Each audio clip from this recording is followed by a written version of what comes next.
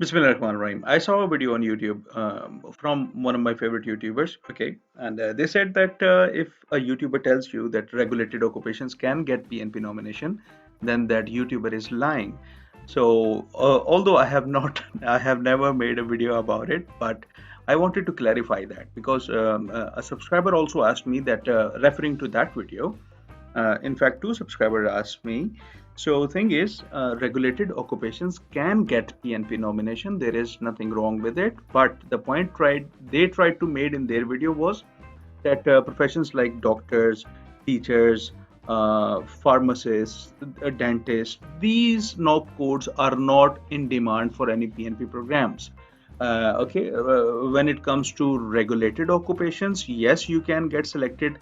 Now, this is something that I hope I have opened in front of you. Okay, and the purpose of this video is not to bash any YouTube channel for that matter. They are spreading great information and I love their channel, but in fact, this is just a clarification or an addition to their video. Okay, so SINP requirements related to professional status or licensure.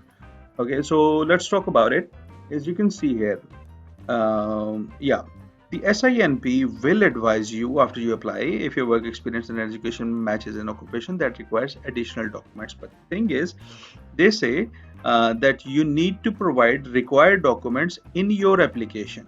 Okay, so when you submit your application post EOI, if your NOC code is regulated, you need to find this page, or you need to come back to this video, and you would be able to see whether your NOC code was regulated or not. And as you can see, this policy or this updated information is available since 2019, so there has been no change to it.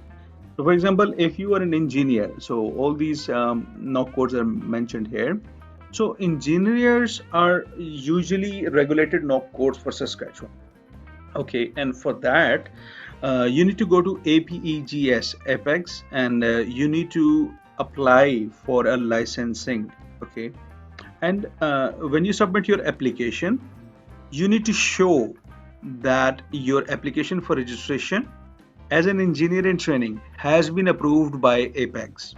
Okay, or a letter from Apex indicating that you have been assigned confirmatory exam. So thing is, you need to apply for licensing after you receive a notification of interest from a PNP program. It is not like all the regulated NOC codes are not eligible for PNP, or no PNP is inviting those people.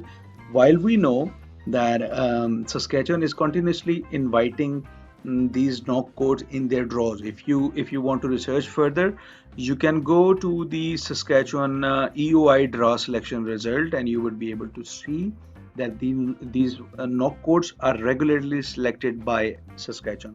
So APGS is one regulatory body for engineers. So similar to APEGS, you have CIPS, okay, CIPS, that is for software designers, and also you have SATCC. So these are the NOC codes. All of these NOC codes are regulated in Saskatchewan, and when you get a notification of interest, you apply for a licensing. Obviously, licensing is going to take longer. Okay, but thing is, you need to submit the document that you have been accepted for application for registration only. Okay, so I mean, your application for registration does not need to be completed, but you just need to show that your application for registration is in process with Apex or CIPS or SATCC. Okay, so this is the thing about it. So with this short video, I hope this thing is now clarified, that not all regulated NOC codes are not in demand by PNP. That is not true. Thing is, yes, they're right. Teachers, dentists, doctors, that is physicians, they are not in demand in PNP, and they will not be selected. So if you have one of those NOC codes and somebody tells you go for PNP, then you just tell them to think twice about their suggestion, because PNP is not an option for those people. Only FSW is the option. Okay, so this is the thing. I hope it clears out all the confusion. This is Iftikhar, wishing you guys all the best.